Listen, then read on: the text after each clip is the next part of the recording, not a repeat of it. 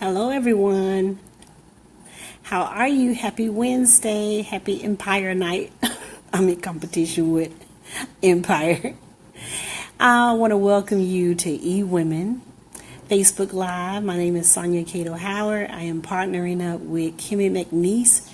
I do every Wednesday night at 9 p.m. Eastern Time, and Kimmy does every Thursday night, 9 p.m. Eastern Time. And every first and third Tuesday, we are on a meetup, eWomen Meetup, and you can join that anytime, from any place. And tonight, well, first of all, this is where eWomen, we help women live happy, healthy, and hopeful. Tonight, the topic is encourage yourself. You know, sometimes we have a lot of things that we worry about, and sometimes we really have to encourage ourselves. I caught myself worrying the other day because right now I am in between contracts. I actually left my last contract back in August. That was a long time ago. I have not been working since August. I've been working, but I haven't been paid since August. And basically, I do contract work, so in between time you'll be off. And so since I've been off, a lot has been happening. In fact, even though God has been opening up so many doors, eWomen is one thing that I do. It's a whole lot of other things that I'm doing. And God has been bringing all the right people across my path, people that has been wanting to help me and people who have been helping me. I've been attending important meetings during the daytime. If I was working, there is no way I could have gone to those meetings. And I'm setting a solid foundation for the ministry that I'm doing. And because I saved so much money last week, I'm able to still pay my bills and live a normal life. I can go to lunch if I want to and buy something, whatever I want. But the other side of me is feeling very irresponsible because I'm not working. There is no money coming in. I'm not saving. I'm not tithing. And yet I'm still giving gifts and spending money. You know, when you have a ministry or a business, it still takes money. Money is still going out the door. And every other day, I am feeling guilty about my finances. So there's really a split. There's a split between me being excited about all the things that God is doing and then worrying about not doing the things that I should be doing, like making money. So I remembered that there have been so many times that I have been in this situation before, and God has always provided and always right on time. There have been times when I needed time off from my regular job so that I can work on the things that I'm passionate about, and the money keeps getting low, And in particular, I'm thinking about an example 20 years ago. 20 years, I was sitting in my new house, king size bed, air conditioned, and I was crying. I'm just bawling my eyes out. I was crying and worrying because I had to go to work sick. I was 7 months pregnant, and whenever I get pregnant, from the time that you find out you're pregnant, right around 2 months until the time I deliver, I am sick as a dog, like all day nonstop. And I literally can't do anything for myself. And so I had used up all of my vacation, all of my sick time. And on this particular day, I was just at my desk slumped over sick. And my boss came by and was like, go home because you're not doing nothing. So I went home crying. And the worst part about it is that nobody believed that I was really sick. Everybody thought I was faking it. Even down to my midwife. My midwife said, I am not giving you bed rest. I had 5 kids and I worked till the day I delivered them, and I'm not giving you no bed rest. You'll be just fine. My husband was not here because I had put him out. He was going through some crazy issues and I didn't want him in the home. And so my first daughter was 7 years old, and she actually had to cook for me. So every time she warmed up herself a hot dog in the microwave, she would have to warm one up for me. And as I cried and I prayed about it, I could hear God telling me, don't worry about it. It's going to be just fine. Don't worry. And I think either that same day or the next day, my friend Sheila called me and I was crying to her and she says, girl, you just like my best friend who was sick the entire pregnancy. But her doctor put her on bed rest the entire pregnancy. She was like, you need to change doctors. And I was like, I can't change doctors. I'm 7 months pregnant. She said, yes, you can. So I called her doctor, her friend's doctor, talked to him, and then I made an appointment and came in and I switched doctors the same day. He put me on bed rest. I didn't even have to go into the office. He faxed the bed rest document to my boss, and so now I was at home, sick as a dog, but at least I was in my king size bed with air conditioning and I didn't have to get up and go anywhere. So God worked it out for me, right? He worked it out. So let's fast forward. Let's go about 3 months later, I had the baby, and about a week later I was in the hospital for congestive heart failure. And that's when your heart is beating so slow that it comes to a complete stop. And if you go to sleep that night, you pretty much will not wake up. So I was in the hospital for that. I was in there for about a week. And again, my husband was nowhere around to help me. So my aunt had my kids, my newborn baby.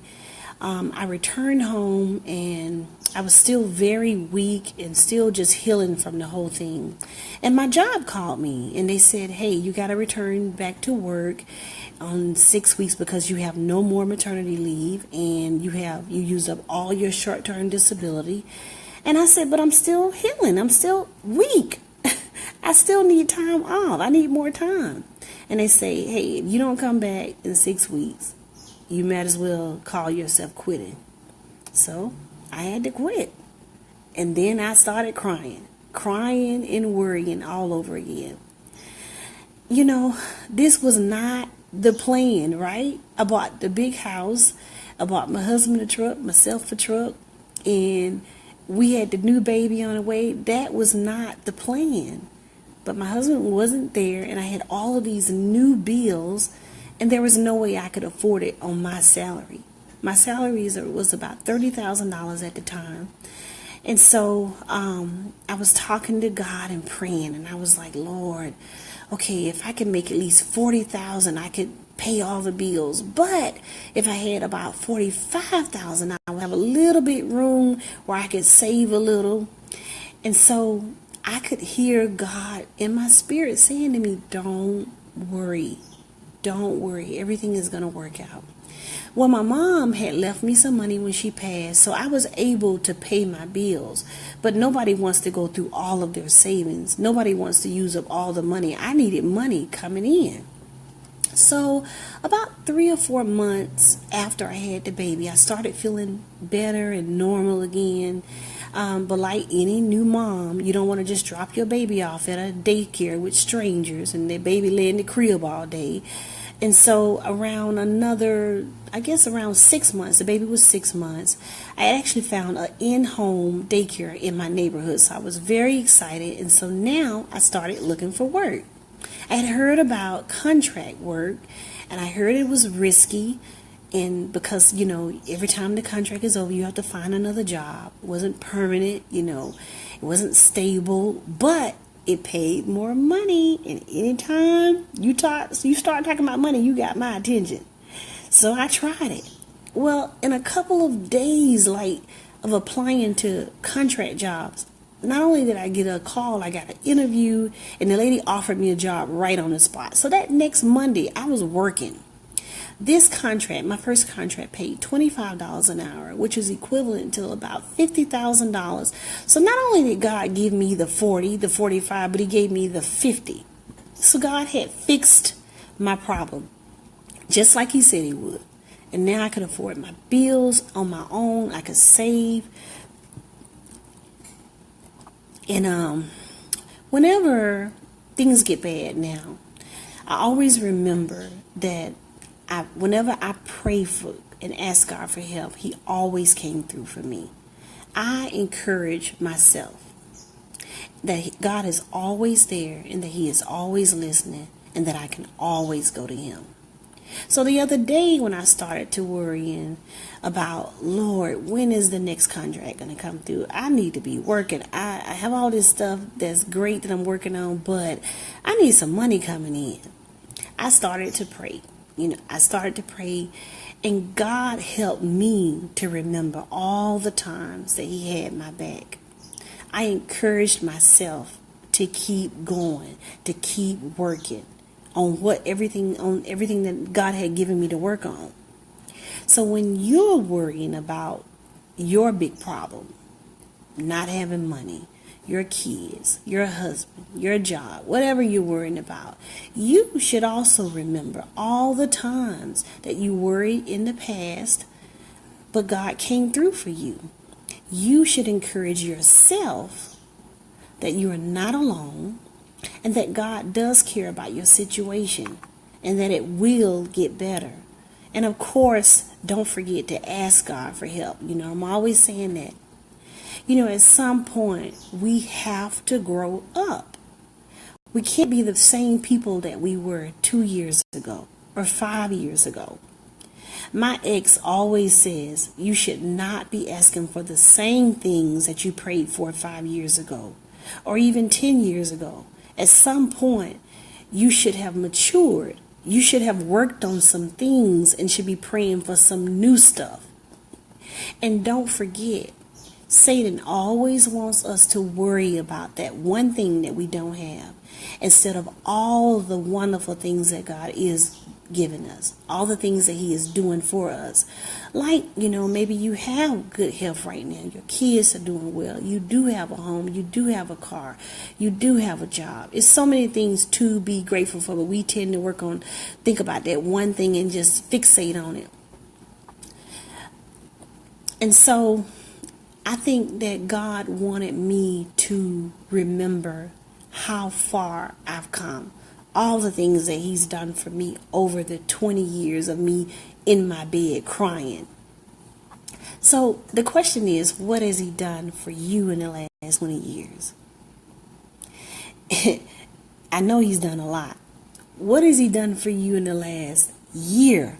It's a lot of stuff you asked for. You done moved on to the next prayer. And you done forgot about saying thank you for the stuff He did do. The situation you was in this time last year was bad. Something else you was worrying about. I have learned that God always has me in a place of waiting for a reason. And He gives me something to work on while I wait. There is something that God wants me to complete right now before He opens the door for the next contract. There's something I need to be working on. And so you don't have to worry about, for me, I shouldn't have to worry about who's hiring, who has my resume, whether they're going to call me for an interview. I don't have to worry about any of that stuff. It's a lot of things that God has given me to work on. So I want to ask you, what is He giving you to work on while you wait? There's something that you should be working on. If you're praying and asking and waiting for God to answer a prayer, to fix something in order, I am saying work on whatever He gave you to work on. And in the meantime, encourage yourself. Thank you for listening.